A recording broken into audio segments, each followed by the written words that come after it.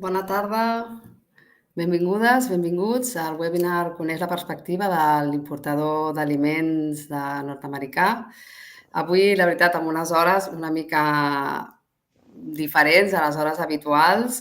Això és donat, com us podeu imaginar, per la diferència horària, perquè tenim part dels nostres ponents, els importadors, que venen, que estan als Estats Units i, per tant, doncs, és lògic de fer-ho en aquestes hores, així que avui, més que mai, gràcies per acompanyar-nos. Com ja sabeu, aquesta sessió forma part del cicle de webinars que hem anomenat Aranzels als Estats Units. De fet, és la tercera sessió. És un cicle que té com a objectiu, com sabeu, ajudar-vos a donar-vos informació i solucions davant d'aquesta situació una mica incerta. Som conscients des de Prodeca que conèixer de prop la visió de l'importador us ocupa, us preocupa i per això nosaltres som aquí per donar-vos la seva visió de primera mà, com algú que considerem de bastant de valor perquè a vegades és difícil accedir a aquest tipus d'informació. En aquesta sessió hi participa una mica per ordre d'aparició la Sofía Zapata, que és Antena Prodeca als Estats Units. Sofía, nos vas a explicar, bienvenida antes de nada. Muchas gracias, como siempre, por estar aquí con nosotros. Siempre es un placer escucharte y, sobre todo, que nos transmitas este conocimiento que tienes tan de primera mano del mercado norteamericano. Nos vas a dar un poco los guidelines, los titulares de esta encuesta flash que hemos hecho a más de 150 importadores. Así es, Eva. Del mercado americano, o sea que esto nos va a ocupar bastante, bastante interés, la verdad. Después de ti, Sofía, vamos a dar paso a los importadores. Contamos con Michael Gelben, que es CEO de WP Wine Imports, que compartirà su perspectiva, la seva perspectiva com a importador de vins, i la Summer Thompson, que és Senior Buyer and Grocery Program Manager Market Whole Foods. Thank you. Will, thank you for joining this webinar with all of us, for sharing your experience, your knowledge. I'm happy to be here, and I hope I can impart some information that might be helpful. Same. Thank you so much for having us. I'm looking forward to speaking with everyone. It's a pleasure for us. També tenim amb nosaltres part de l'equip de Prodeca, és l'equip responsable d'ajudar-vos a créixer al mercat nord-americà. Parlem de la Susana Barquín, que és la cap de l'àrea de solucions sectorials de Prodeca, que ens explicarà les estratègies, les tres potes, els tres eixos de l'estratègia de Prodeca en aquest mercat, i de la Laia Villalbí, que tancarà la jornada. Ella és cap del sector del vi, un sector que també sabeu que és dels més impactats per aquests aranzels, i també forma part de l'equip que gestiona, que posa en marxa tota l'activitat que està fent Prodeca al mercat nord-americà. Abans de donar pas a la Sofía, antes de darte paso, Sofía, sobre una pequeña pincelada, molt ràpidament, perquè tinguem tots clars de què estem parlant. Sabeu que els Estats Units són actualment el primer importador de productes alimentaris, d'alimentació i begudes. Penseu que el 2024 van ser més de 220.000 milions d'euros. És el segon consumidor global d'aliments. És el setè mercat en volum d'exportacions per Catalunya i el tercer fora de la Unió Europea, amb unes exportacions que el 2024 van arribar a ser més de 550 milions d'euros. Un 25% més que l'any anterior. I una mica per fer una idea, en els últims 10 anys hem tingut un creixement acumulat de 150% de creixement durant aquesta última dècada. Com sabeu, el vi, l'oli d'oliva, el fine food, són els productes que potser estan més impactats per aquests aranzels perquè són els que més exportem i és per això, no és estrany, que gran part de les empreses que ens estan escoltant, que estan aquí amb nosaltres, sigueu exportadores d'aquests productes. Per acabar aquesta petita presentació, recordar-vos, com sempre, s'està enregistrant aquesta sessió. Per tant, la podeu tornar a veure, la podeu compartir. Jo us la passaré, us la passarem nosaltres a través d'un enllaç, juntament amb el que projectem, amb els apunts o les presentacions que farem. I, sobretot, si teniu algun dubte, teniu a baix un petit formulari on podeu fer-les. És una formació molt encapsulada, només és una hora, amb molta informació, però tenim una hora. Si no dona temps o teniu un dubte que potser requereix de més temps, us convidem a escriure'ns a través de consulta@prodeca.cat. Consulta@prodeca.cat és l'email del nostre helpdesk, ens posarem en contacte amb vosaltres i intentarem resoldre aquests dubtes. Y ahora sí, Sofía, después de esta breve introducción, te voy a dar paso para tu intervención y luego también para este diálogo, ¿no?, que vas a establecer con nuestros dos importadores, que seguro que va a ser muy interesante. Adelante. Muchas gracias, Eva. Bueno, muy buenas tardes a todos. Como bien había apuntado Eva al inicio sobre un poco hacia dónde iba a estar dirigida mi intervención, pues quiero contaros, como habéis visto en la convocatoria, que en este bloque teníamos previsto tratar lo que es el contexto arancelario y las tendencias de consumo en los Estados Unidos. Vamos a hablar de eso, por supuesto, porque es un tema que es el que nos ocupa, pero además lo vamos a centrar en la actividad que hemos estado desarrollando en la antena de Prodeca con los importadores. Bueno, como punto de partida, yo creo que lo importante arrancar por recordar que bajo la anterior administración del presidente Trump se impusieron unos aranceles del 25% a los productos agroalimentarios. En marzo del 2021, bajo la administración Biden, se acuerda la suspensión temporal de estos aranceles por un plazo de 5 años, hasta julio de 2026, para dar margen a la negociación, y es el escenario que tenemos en vigor hasta hoy. La reelección del presidente Trump pues marca un giro del escenario comercial con el anuncio en abril del nuevo paquete arancelario global, ¿vale? Es una cuestión que, como todos saben, pues no está solamente dirigida hacia la Unión Europea o los productos catalanes. Sabéis que, muy grosso modo, estamos hablando de un arancel base del 10% a todas las importaciones, un arancel adicional del 20% a los productos de la Unión Europea y la posibilidad de imponer algunos aranceles específicos a productos determinados. Bueno, como parte como respuesta de la Unión Europea pues a esta amenaza o cambio de escenario, se diseñó un paquete de medidas también, pero de manera escalonada, ¿vale? Para evitar un poco el conflicto, intentar dar margen a la negociación.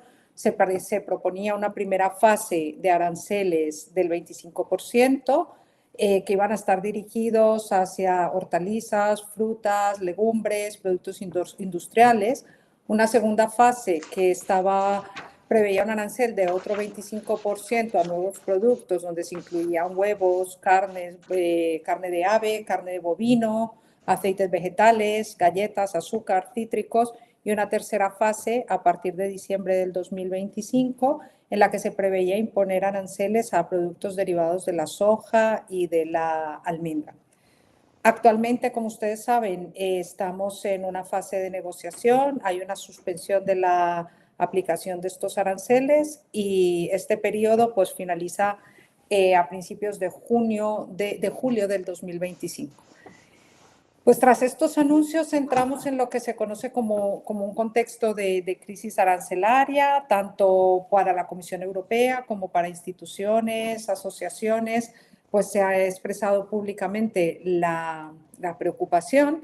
Y a mí me gustaría, más que repetir un poco lo que venimos escuchando todos, es en qué se ha centrado esta preocupación. Esta preocupación se ha centrado de manera general en 5 cuestiones claves. Por un lado, el aumento de precios. Por otro, la pérdida de competitividad de los productos con origen europeo en comparación con otros orígenes.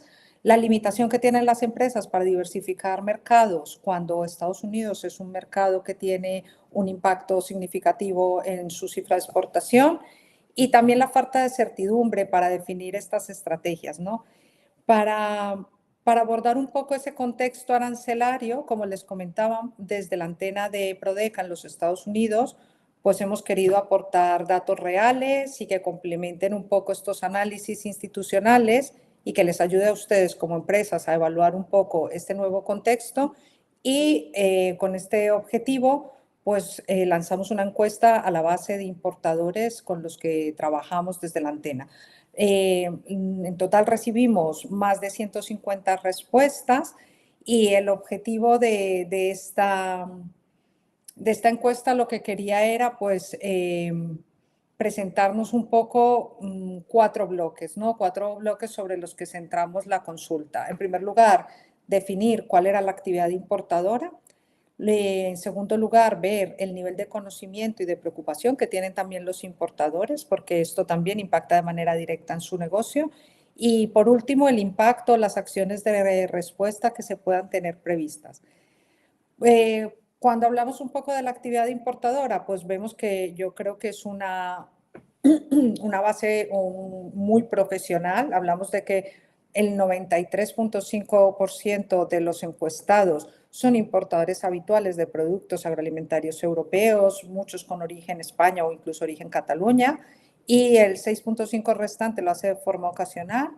Importan en su mayoría el sector del vino, seguido por el aceite de oliva y vinagre, y en menor proporción importadores de conservas, reposterías, productos cárnicos embutidos y lácteos.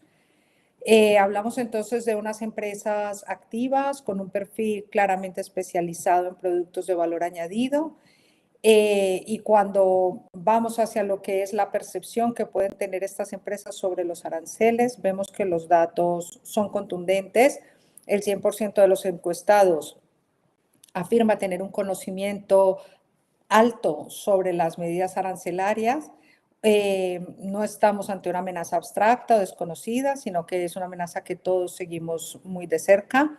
En cuanto al grado de preocupación, un 62% se declara pues preocupado y que prevé un impacto importante en su negocio y en el de sus clientes, anticipa ajustes en toda la cadena, y el 37% pues va un poquito más allá y considera que las medidas pueden poner en riesgo la continuidad de su negocio. Entonces estamos hablando desde muchos mensajes más catastrofistas que se dan quizás en medios de comunicación, que la mayoría de los importadores encuestados lo que van apuntando desde el inicio es a una necesidad de adaptación o a una necesidad de hacer ajustes para pues mantenerse dentro de lo que es el negocio. Cuando apuntamos o preguntamos sobre qué acciones concretas se están tomando actualmente, evidentemente preguntamos todos los escenarios, desde el más optimista hasta el más catastrofista, pues vemos que únicamente el 20% ha buscado o ha sondeado proveedores alternativos, y que el 80% restante pues prefiere mantener escenarios de ajuste, revisión de precios, y al final todas las respuestas que recibimos están muy orientadas hacia la negociación, hacia ver cómo hay posibilidades para que entre todas las partes se pueda llegar adelante a mantener el negocio. Hay un dato muy revelador, y es que cuando les preguntamos por los factores que influencian las decisiones en el momento que se apliquen los aranceles, el 18% de los importadores prioriza mantener las relaciones comerciales con sus proveedores actuales por encima de otros factores. Es verdad que el precio final del consumidor es una preocupación importante, o que pesa, por ejemplo, también la percepción del origen europeo, pero en todos los puntos se valora de manera muy cercana la relación con el proveedor, ¿no? Que en este caso son los exportadores. Al final, la conclusión de la encuesta que hemos llevado adelante es que hay una voluntad clara por parte de los importadores de mantener sus relaciones con los proveedores europeos, que la reacción dominante que los importadores nos transmiten no es la ruptura, sino la adaptación, que puede abrirse con este nuevo contexto un escenario de oportunidad para aquellas empresas, aquellos exportadores que sepan adaptarse y que tengan la capacidad de flexibilizar las condiciones para reforzar un poco lo que es su propia posición competitiva con respecto a otras empresas. Y es importante tener en cuenta que el posicionamiento actual de muchos importadores se ha construido alrededor de productos de origen europeo. Entonces, detrás de ello hay una fuerte inversión por parte de los importadores, pues de tiempo, de recursos, de trabajo comercial. Ellos en cierto modo han sido advocates, ¿no?, de estos orígenes en Estados Unidos, y ahora mismo no puede entrar a ponerle al consumidor otro origen únicamente por el factor precio. Entonces ahí tenemos, pues yo creo que un margen para quizás centrar un poco, evaluar nuevas estrategias y que podamos, pues, o que las empresas puedan adaptarse. Esperamos que esta información a las empresas que nos están escuchando pues les sea útil. Igualmente se compartirá desde Prodeca los datos detallados para que los puedan conocer, pero que les dé un poco de datos reales, de información obtenida por importadores, de que básicamente se valora un margen para la adaptación. Vamos ahora a escuchar directamente a dos importadores que van a compartir con nosotros su visión sobre este contexto. As I mentioned before in this block of the webinar, we will be hearing from the perspective of two importers in the United States. So Michael Gelvin, CEO of WP Wine Imports, and Summer Thompson, Senior Buyer and Grocery Program Manager at Market Whole Foods. Michael, Summer, thank you for joining us today. I know it's very early in California. It's fine. We really appreciate your time and the opportunity to hear your thoughts on this new tariff context. You already know how it's going to be. I will present a question and then we'll go one at a time. And once you both share the thoughts, we can move to the next one, okay? Absolutely. You got Great. it. Great. So let's start the conversation. And the first question will be, we know, because we have inside information, that your guys are currently looking to diversify your portfolios. So the question will be, how have recent discussions around tariffs influenced your sourcing decision and planning for the coming year? Michael. The recent discussions have not been very helpful, particularly on this side of the Atlantic. The uncertainty of where we're going to end up has caused much consternation, many problems for people making decisions or trying to plan, not even making decisions, trying to plan ahead. The biggest problem, well, there's multiple problems. The first problem is the tariff in general. The second is the uncertainty between where we're going to end up with tariffs. And then the wild card, at least from my point of view, is that the dollar has begun to slip in value. Earlier this month, actually last month, it dropped 10% in 1 week. And so that has added an additional equation into this or additional factor into this equation. And we are at the point where it's very difficult. We are talking to some suppliers, some exporters, regarding changing their pricing strategy from euros to a dollar price, where people would be pricing their products on US dollars and allowing us to at least have one of the factors or one of these variables, maybe not quite as bad. And that becomes a business question for the exporters. But it's a factor that we've had some discussions about. Some people are considering it. Some people said, yeah, I think we can do that. Other people said, no, I don't think I can work with that. There's such with the dollar moving down so quickly, it gets harder when you're going to try and bring a product in. 10% becomes a lot of money. And so you don't know where the product you're buying is going to end up on the shelf, what price point, and what your margin is going to be, and whether that 10% change brings the product to a price level that reduces sales or potential sales a substantial amount. Okay. So it's very difficult, and I believe it's the problem. I believe it's just as difficult for the people on the other end of this. Okay, so Summer, how have these discussions around tariffs influenced your sourcing decisions for the planning of the coming year? Sure. So there's sort of two ends of it for me.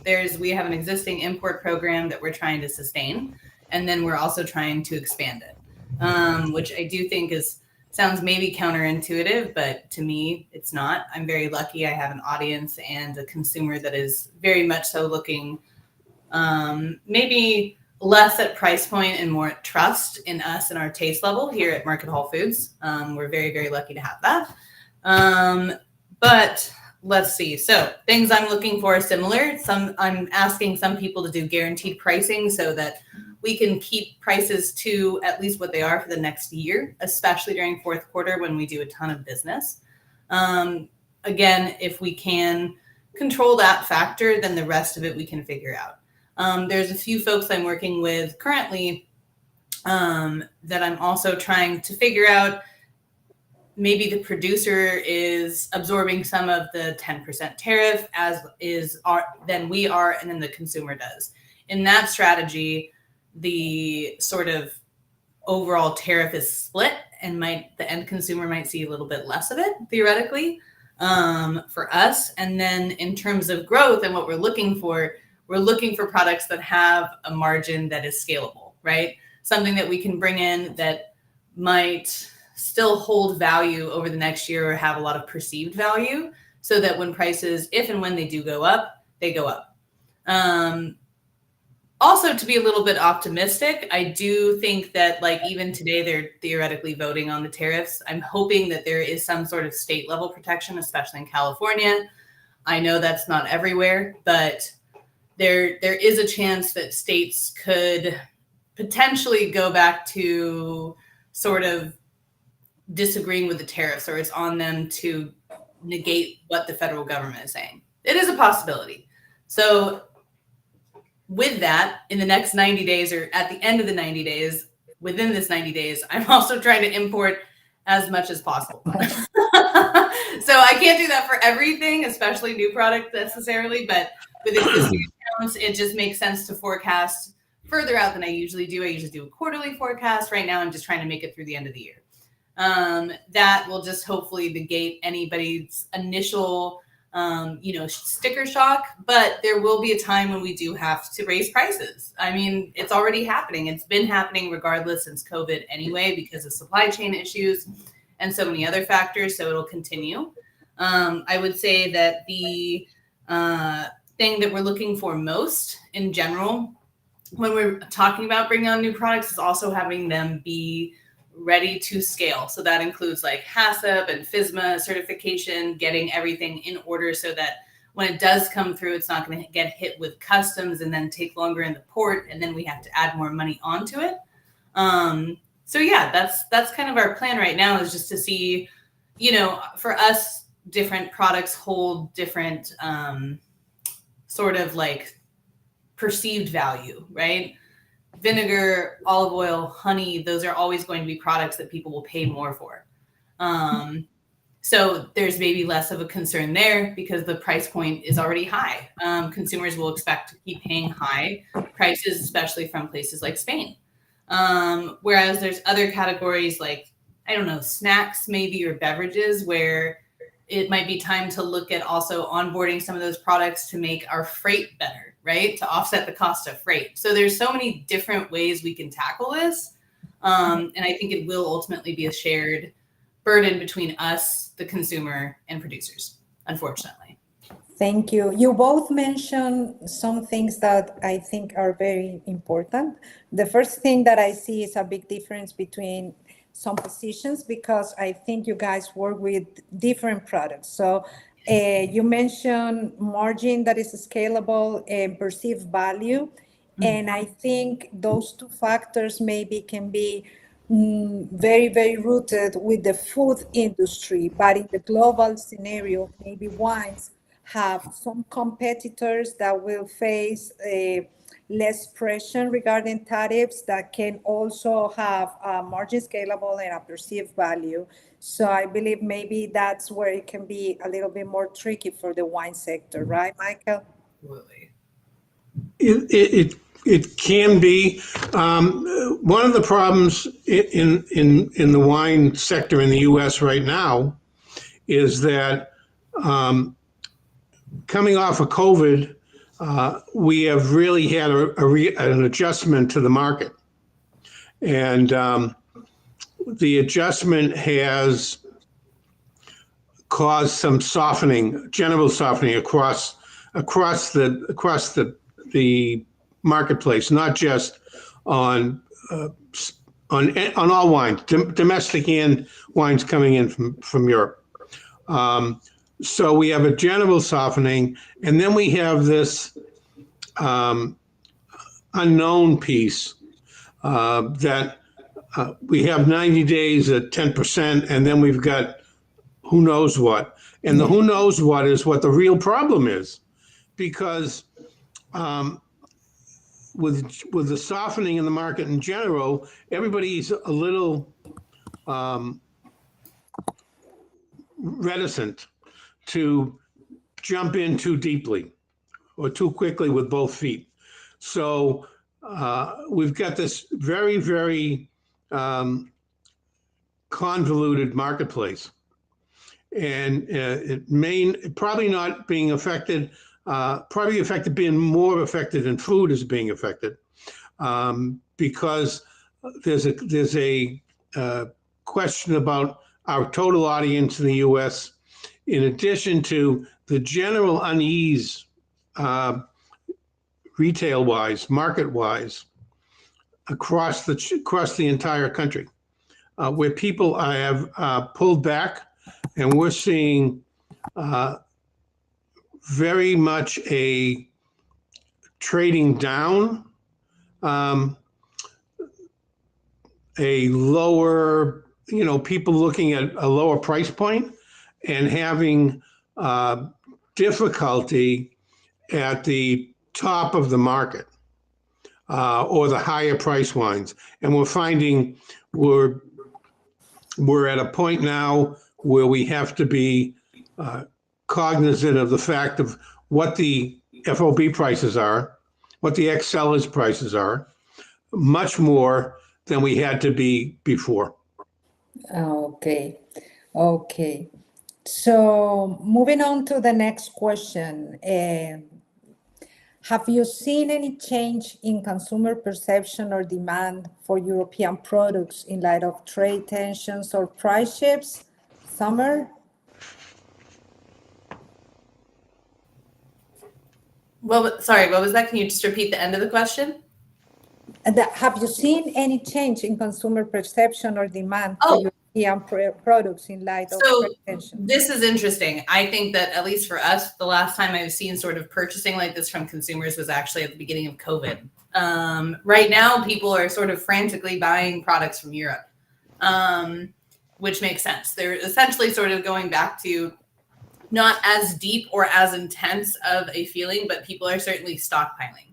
They are anticipating prices going up. I think a lot of people are concerned that they're not going to be able to afford the same thing in a few months. There is a general feeling of anxiety, I would say. I mean, I'm personally also in the Bay Area, which is not maybe as price conscious as other parts of the country, but it is certainly on people's minds. So right now, I'm actually seeing a pretty big upswing in people buying European specialty goods, whether that's pasta or oil or vinegar, it doesn't matter. Across the board, it's happening. Long term, I think people are afraid. Like, I think that will probably last through the next 4 months. I think that people are certainly afraid that eventually they won't be able to afford it, or that it's going to become an unachievable item for them to get. However, we do have, a lot of loyalty also from our consumers. So there are certain products that I don't foresee, if they have a specialty product that they really care about, they will, as long as the story is there from the producer and from us, like I said earlier, like I referenced trust from our consumers, as long as they still think that we trust it and we believe it's worth the price, they're going to keep buying it. And one thing also, especially for European producers and for those of you in Spain, is that it's not like the domestic products aren't also going to have a price hike. They will. This will affect everything. There's not that much glass made in America. There is tons of factors that will go into domestic production as well. We don't have the infrastructure to make and produce as much product as we consume, right? So these price points won't just be you guys. It eventually will be everyone. It's a fallacy for people to think that American-made products are going to get, are going to be better priced than everywhere else. That's just not going to happen. We know in the industry that it will happen across the board. This isn't good for anyone in the long term. And yeah, so I think that people are definitely panic buying a little bit. They're spending a little bit of extra money, but they will ultimately continue to purchase as long as they believe that the value is there. And as the value, or as like the price of everything else goes up around it, it will always seem just as worth it, if that makes sense. Like if American prices go up, Spanish prices go up, but there's still like a little bit of difference. People who have always chosen the Spanish product, whether it's pimenton or an olive or a Marcona almond, they're still going to buy that ultimately. It's like a matter of perception, right? Yes, like the exactly. consumer will have kind of the same perception given the fact that the local product might have an increase. It's kind of like that, right?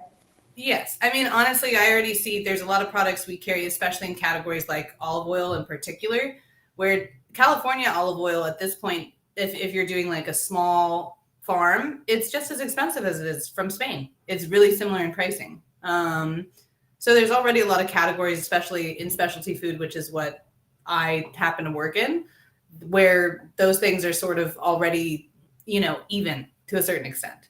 So both of them will see increases, and then people are still going to think Spain has the best pimenton and has the best Marconas. I'm not giving that up, and I don't care. I will pay for it. I think what will happen is eventually all sales will come to a little bit of a softening.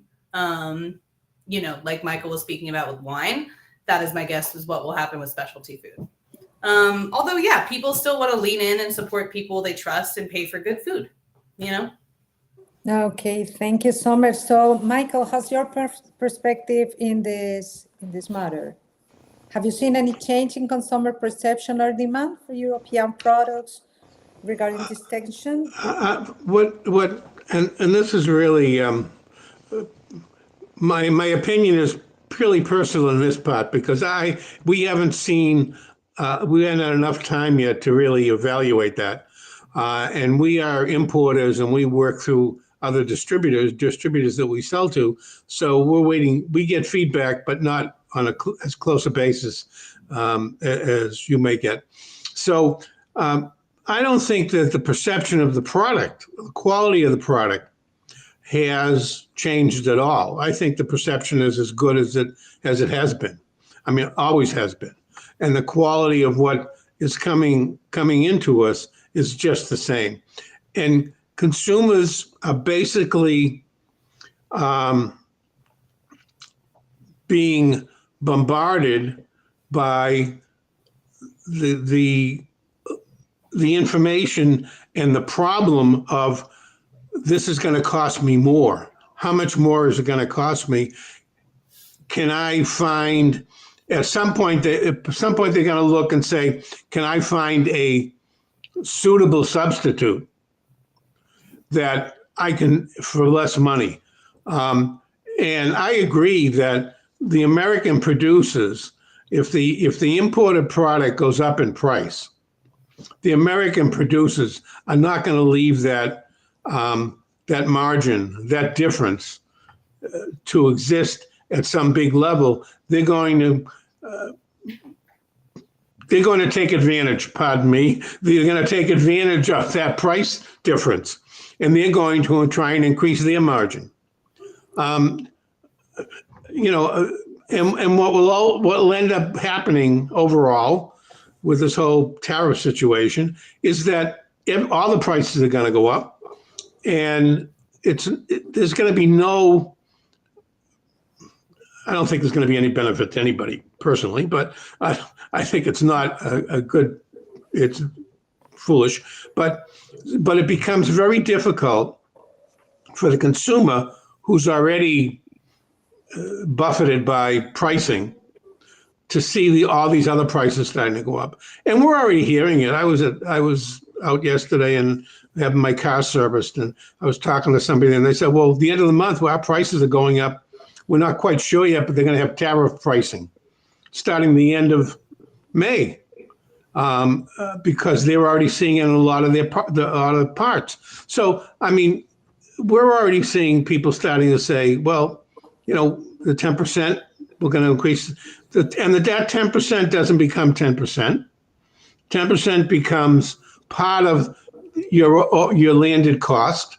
So your landed cost goes up 10%. Therefore, your retail goes up whatever your margin above that is going to. So the increase is not 10%. It's substantially. It can't be substantially higher than that. Yeah, for sure. You guys mentioned a few things. I've been taking some notes. So mention things like anxiety was a word that Summer bring into the question, and Michael bring the word quality. I think from what we gathered with the survey that we did for importers is the thing that most of these products that we export to the United States are within what we're talking about, like specialty foods or wine. These are not first need product. So when you're selling something that is not a first need, like wine or top of the quality of, I don't know, canned food or pimenton or olive oil, that way you can keep having the loyalty because the people start to have already a connection and a choice for a top product and a quality product, and it's already being perceived a higher price. Some of the people that participated in the survey, what they mentioned is that maybe what exporters might need to do is to tighten or to review their portfolio and start investing more or promoting more high price or the top of that. It will be better margin for high products or super quality products, because the thing that will happen is consumer will still know they're paying for the best, but maybe it will be more impact on the entry or the products that don't have as much perceived value from the consumer. I think it goes or it aligns well with what you both have been mentioning before. So we moving on for the next question. It will be like, given the current market pressures and the price sensitivity, what type of products still stand out or remain competitive in your portfolio? Can you start, Summer? Sure.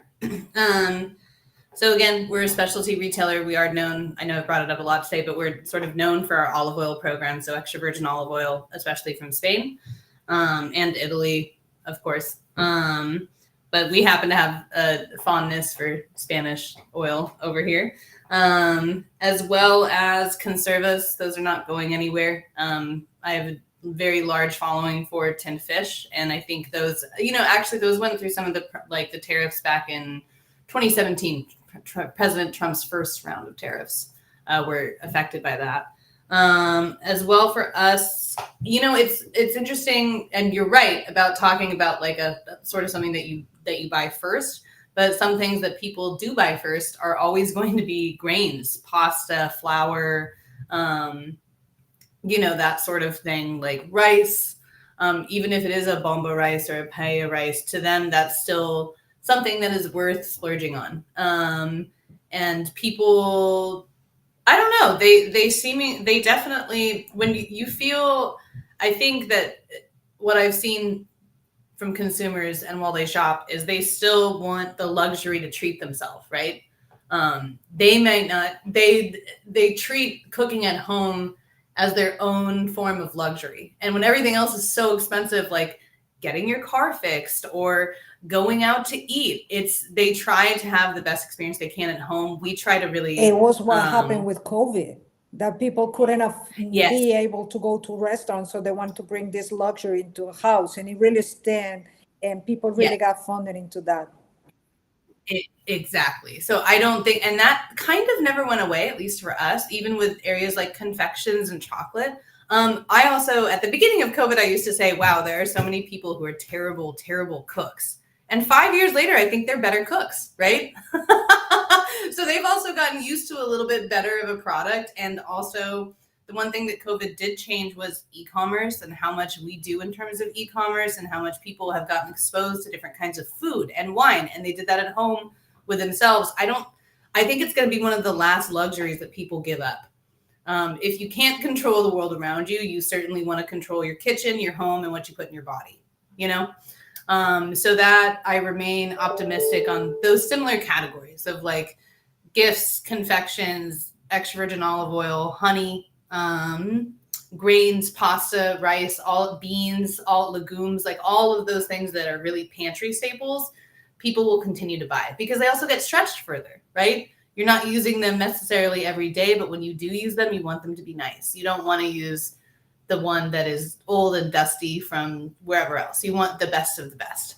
So spices as well. Spices are a huge category for us, and we've seen so much growth in single origin. So that's really important to us as well. But yeah. Okay, thank you. Michael, what types of European products still stand out to remain competitive in your portfolio?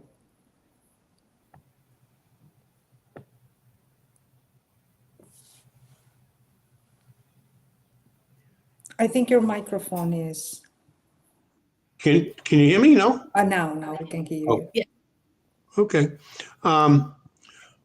So we pride ourselves very much on finding really value. We work on a value proposition that we find products that overperform, that offer really high quality at a more reasonable price. It's good for us because we're in the mid-market segment, but there's softness at the high end of the market. So the fact that we've already seen prior to this tariff thing, a softness at the high end of the wine market in the U.S. And there's been people trading down, as I said before, but we seem to have what we're finding. I go back to this whole, the whole feeling of not knowing what's going to happen next, causing us. We're finding distributors who would normally be ordering on a regular basis from us, holding back on placing orders because they don't know where they're going to end up. And everybody's afraid, or majority of people we're dealing with are afraid. The fact last month when the dollar went down, that big drop after being between $1 and $1.07 to the euro for what seemed like forever, but it was a long time. The dollar all of a sudden in 1 week went down to $1.15, $1.16. And so a number of people we spoke with dropped back on placing orders, and they canceled some orders because they were afraid of what their ultimate costs are going to be. And in the wine business, the perception is this: consumer who's not spending, who's looking for the real bargain wines, is willing to spend $20, $30, but they'll buy up to $20. And when you get to the point at $19.99, when the price goes to $20, which is a penny, to the consumer thinks it was their perception is that was a large increase. Even if it was if you went from $19.99 to $20.99, it's $1, but to the consumer, it's $10 or some amount much more than 100 pennies. Very sensitive. And the same thing happens at $29.99. So at $29 to $30, and you lose a big percentage. I don't know I can't give you an exact number, but there's a real change in perception The consumer who wants to spend in the $20 range would go up to $28, $29.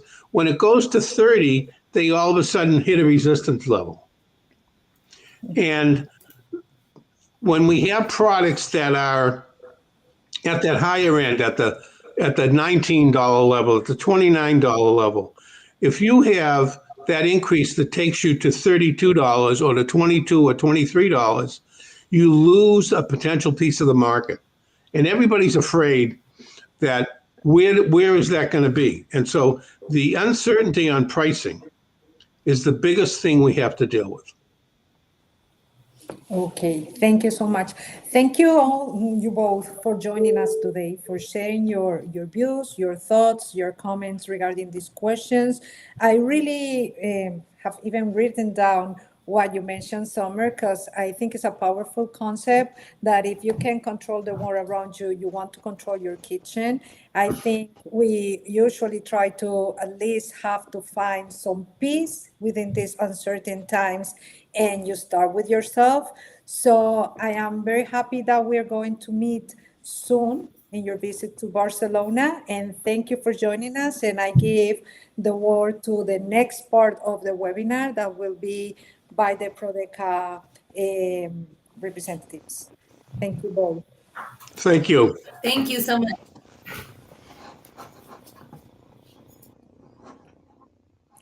Eva, ¿continuamos con el webinario? Sí, ¿me oís? ¿Me oís ahora? Uh-huh. Vale, disculpad, mira, estoy teniendo problemas de conexión, se ha ido la luz, ha vuelto, es una cosa que está de moda, entonces espero que me oyáis y me veáis bien. Muchas gracias, está dando las gracias ahora a Summer. Michael, thank you for your opinions, your insights. Sofía, nos quedamos, así a modo recopilatorio, nos quedamos con tu mensaje positivo, con la voluntad clara de mantener esta relación, ¿no? Con los importadores, con las empresas exportadoras. Creo que es importante, ¿no?, remarcarlo, porque a veces, como tú decías, tenemos unos inputs un poco negativos y al final tú misma hablabas como de estas oportunidades, ¿no?, que nos puede ofrecer esta situación. Así que nos vamos a quedar con este mensaje. Y ahora, para cerrar, tengo que deciros que hay alguna pregunta, pero es muy específica. Creo que sería mejor hacerla con calma, responderla con calma y quizás ya dar paso al último bloque de este webinario a través de Susana Barquín y Laia Villalbí, que desde Prodeca nos van a explicar, pues, la estrategia y las actuaciones que desarrollamos en este mercado. Así que, Susana, quan vulguis, endavant. Hola, bona tarda i res, moltes gràcies a tots. Hem sentit, sobretot amb els resultats de les enquestes i també a través de les intervencions dels dos importadors que ens han acompanyat en aquest espai, una qüestió que ocupa a tothom, que és la percepció de valor, el marge de benefici. Nosaltres hem sentit altres problemàtiques, òbviament. La qüestió de la percepció de valor és la que ens ocupa a nosaltres a Prodeca i és en la qual amb la Laia i amb altres, amb la Sofia, amb altres persones també de l'equip de Prodeca, i estem treballant sobretot per incrementar el suport al sector agroalimentari, que és la nostra feina. I a dintre de com ho enfoquem, òbviament, comencem per l'estratègia. I quina és l'estratègia que pensem que és l'adequada des de Prodeca, concretament als Estats Units i també a altres mercats, però als Estats Units sobretot perquè no deixa de ser un gran mercat, no deixa de ser, malgrat les conjuntures, un mercat molt atractiu, que paga bé, que estaria millor si el dòlar fos més fort, perquè llavors les transaccions serien més fluides, més avantatjoses per nosaltres, però hem de treballar amb el context que tenim. L'estratègia de Prodeca es concreta, i parlem ara dels Estats Units, amb 3 eixos principals. El primer que seria augmentar el nombre d'empreses exportadores. Estem parlant sempre del sector agroalimentari, però sabem que el creixement del nostre sector agroalimentari té, per la via de l'exportació, un recorregut molt important per al creixement tant empresarial com sectorial, com, en definitiva, també de país. I aquest és un punt que ens ocupa i en el qual treballem també no només amb actuacions des de Prodeca, sinó també coordinadament amb altres agents, associacions sectorials, amb Acció, etc. El segon dels eixos és, i per nosaltres també molt important, que és incrementar la quota de mercat d'empreses catalanes, i això es tradueix en que una vegada jo tinc un importador, si jo soc una empresa i tinc un importador, doncs no me'n puc oblidar, li he de donar suport, li doneu suport empresarialment o cadascú individualment, segons pot, però nosaltres també volem treballar o volem incrementar els esforços en aquest apartat i així, i després la Laia també ho acabarà de concretar més aquests titulars tan grans, en coses molt més tangibles. Aquest incrementar la quota de mercat d'empreses catalanes, nosaltres el que oferim al sector agroalimentari és el programa, el que li diem el programa Catalan Food, on també els importadors formen part d'aquest viatge per un altre dels eixos que també hem estat sentint en aquesta estona, que és elevar el valor percebut. Elevar el valor percebut, al final, significa també elevar o la possibilitat d'elevar el marge. Hem estat amb el Michael, amb la Summer, estàvem parlant de allò que té valor de cara al consumidor és allò que està disposat a pagar més. Doncs està en les nostres mans, amb les de tots, amb les d'empreses, també amb els importadors, però també, sobretot, amb Prodeca, que per això som aquí, per donar-vos suport, amb incrementar amb reforçar i amb elevar aquest valor percebut per part d'importadors, per part de distribuïdors i per part de consumidors, siguin finals o siguin intermitjos. Doncs a través d'aquests 3 eixos articulem un seguit d'actuacions que són les que al final rebeu vosaltres com a empresa, rebeu la convocatòria, us inscriviu, trieu, seleccioneu el que us convé més, efectivament, i nosaltres el que volíem aquí era explicar-vos el per què, quina és la motivació d'aquestes actuacions que us oferim. Doncs, dit això, també comentar-vos que amb aquest context conjuntural que tenim es va prendre ja la decisió de fer un esforç suplementari per part de Prodeca i rebaixar les tarifes habituals d'aquest tipus de serveis per als Estats Units, almenys conjunturalment, per donar-vos aquest suport. I a partir d'aquí aterrem i us passo a la Laia, que és part també de l'equip de mercat dels Estats Units de Prodeca, perquè m'ajudi també, ens ajudi a aterrar amb que aquests eixos com es tradueixen als Estats Units. Gràcies, Susana. Benvinguts. Ja fa estona que estem aquí. Moltes gràcies a tots per estar aquí i a tots, a la Sofia i al Michael i a la Summer. Bé, com comentava la Susana, des de Prodeca seguim el pla estratègic d'actuacions als Estats Units, reafirmant el nostre compromís amb la internacionalització del sector agroalimentari català i oferint eines i suport per afrontar els reptes actuals i futurs en l'àmbit del comerç internacional.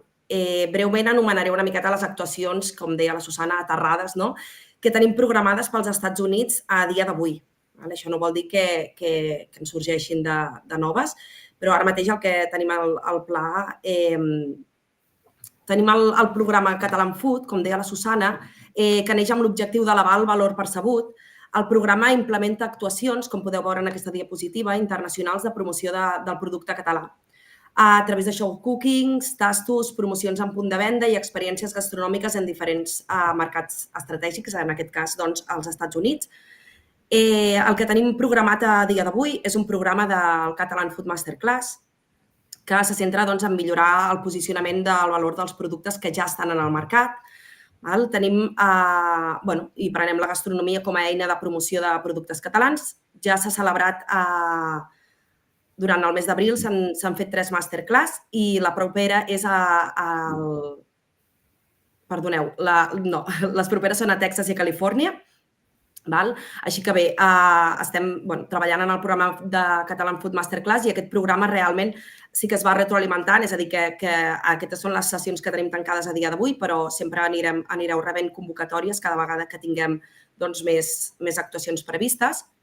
El que també us podem anunciar és que tenim la nova data, que aviat llançarem la convocatòria del Catalan Food Show Miami.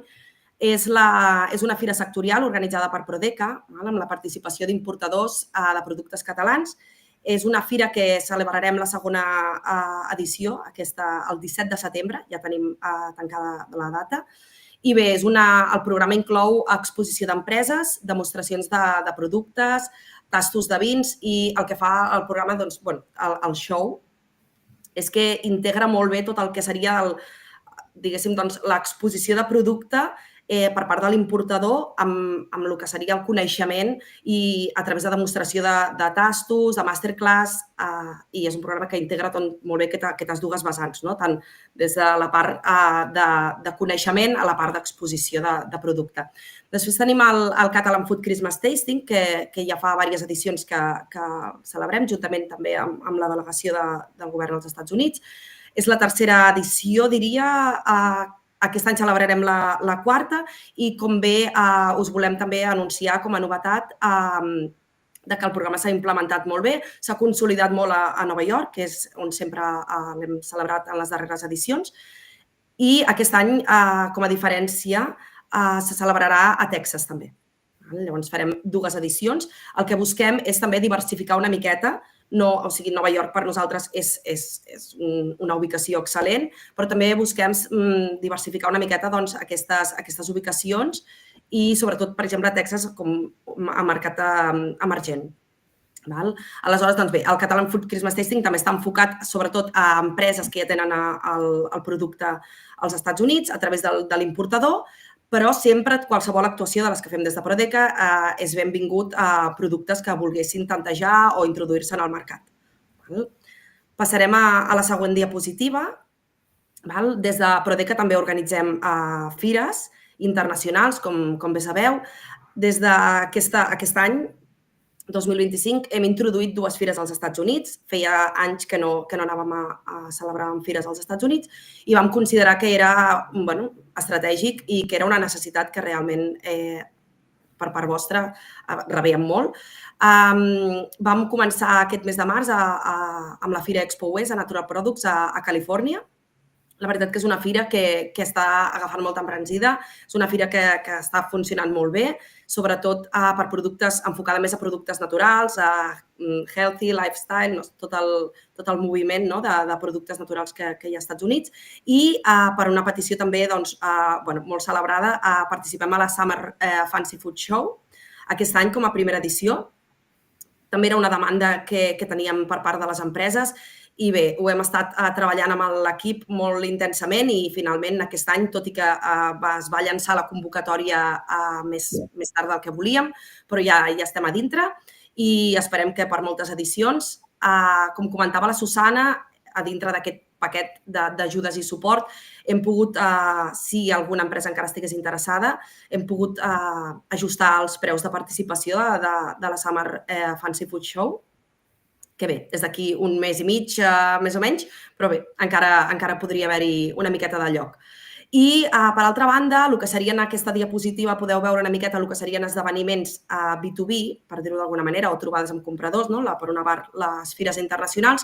Per l'altra part, tenim el Catalan Food Business Forum, que són trobades professionals sectorials a través d'un programa de compradors de mercats estratègics que organitza Prodeca.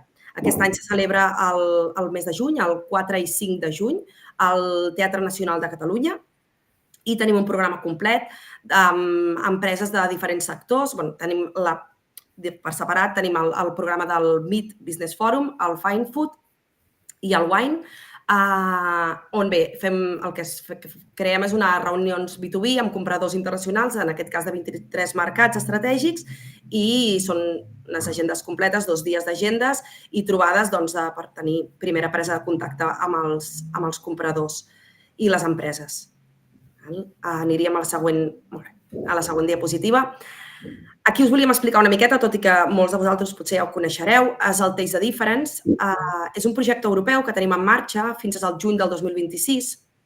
Aquest projecte europeu és específic, està enfocat per promocionar i posar en valor els vins catalans amb denominació d'origen i en els mercats dels Estats Units i de la Xina. En aquest cas ens interessa centrar-ho en el mercat dels Estats Units.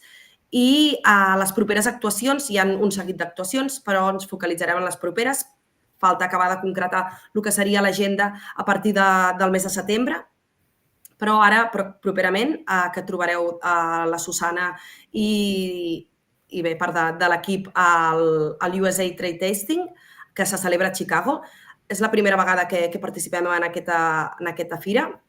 I la veritat que tenim bones referències. Es farà una mostra a la fira i també participem a través d'una masterclass. Acte seguit fem el Grand Tasting. Aquest projecte europeu es fa en col·laboració, som partners amb la Unió Italiana Vini, i el Grand Tasting de Nova York se celebra juntament, és un acte que se celebrarà juntament amb la Unió Italiana Vini. És un esdeveniment privat en el qual hi haurà una presentació a premsa especialitzada i després trobarem un walk-around tasting, una fira amb tast i exposició de productes de vins catalans. Podem passar a la següent diapositiva. Després també mencionar, això seria una miqueta les actuacions que tenim a dia d'avui, que no són poques, podrien sorgir alguna més. També mencionar sempre una miqueta des de l'àrea de coneixement i capacitació, de la qual l'Eva hi forma part. Ells sempre tenen el suport, fan les formacions i ara estem en el tercer webinar d'un cicle de webinars que s'ha organitzat per posar una miqueta per parlar de l'impacte dels aranzels als Estats Units. En aquesta línia, comentar-vos que el dia 28 de maig hi ha un quart webinar que forma part d'aquest cicle, que està centrat en el consumidor nord-americà. Llavors, regularment tenim webinars i tenim formacions i també a la web de Prodeca, i tant si esteu també inscrits al CRM, rebeu insights de mercat, estudis d'intel·ligència de mercat que anem proporcionant. I també comentar-vos que s'està treballant en el Prodeca Export Test, que també es posarà en marxa a finals d'aquest mes de maig. És un qüestionari online que té com a objectiu valorar la potencialitat d'internacionalització de les empreses del sector agroalimentari i contribuir a la seva estratègia i cerca de nous mercats. Aquesta aplicació analitza els aspectes claus a tenir en compte com a empresa dintre de l'estratègia exportadora i us aporta un informe gratuït a través d'un formulari d'unes preguntes sobre la capacitat exportadora actual de l'empresa i els seus punts de millora. Per tant, també és un servei que oferim i que la veritat que creiem que és bastant valuós. Bé, doncs fins aquí serien una miqueta les actuacions que juntament amb l'estratègia que comentava la Susana estem treballant a tot l'equip, en aquest cas del mercat, que estem al mercat dels Estats Units, però tot l'equip de Prodeca sempre treballem per intentar donar suport a les empreses i millorar. Molt bé. No sé, Eva, si hi ha alguna pregunta específica en aquest apartat o tothom té molt clar Prodeca, Sofia, gràcies. La Sofia és part de l'equip de Prodeca per al mercat dels Estats Units, però en aquest cas la tenim exiliada una mica. No? Habías comentado, Eva, que había una pregunta técnica. Si hay alguna más, desde la antena podemos darles respuesta por correo electrónico Sí. o algo a esas cuestiones más específicas, o incluso si iban dirigida a alguno de los importadores, pues lo podemos trasladar, ¿no?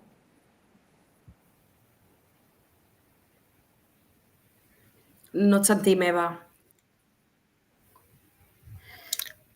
No et sentim, estàs sense llum, sense veu.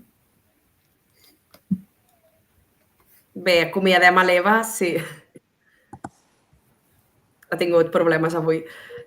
Bé, gràcies, Eva, per... Sí, bueno, l'Eva sempre tanca les sessions. Susana, si vols també comentar. No, molt bé.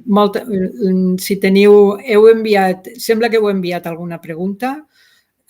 L'Eva és qui la recepciona. Sí. I llavors, recordar-vos que si teniu alguna pregunta que se us quedi i la voleu enviar, sempre la podeu enviar al correu consulta@prodeca.cat, sisplau, i estarem encantats de donar-vos resposta des de qualsevol de les àrees de treball de Prodeca. Moltes gràcies. Disculpeu, ara he aparegut aquí, he tingut problemas, he tenido problemas de conexión. Ya os digo que hoy está fluctuando la luz, misterios, però bueno, lo que comentava Susana, hi ha preguntes, jo crec que les podem tenir amb més calma, així que moltíssimes gràcies a tothom, traslada també a los importadores i ens tornem a veure el dia 28, com deia la Laia, al proper webinar sobre el consumidor nord-americà, que segur que és molt, molt interessant. Fins aviat. Molt bé, moltes gràcies. Moltes gràcies. Adéu. Gràcies. Adéu.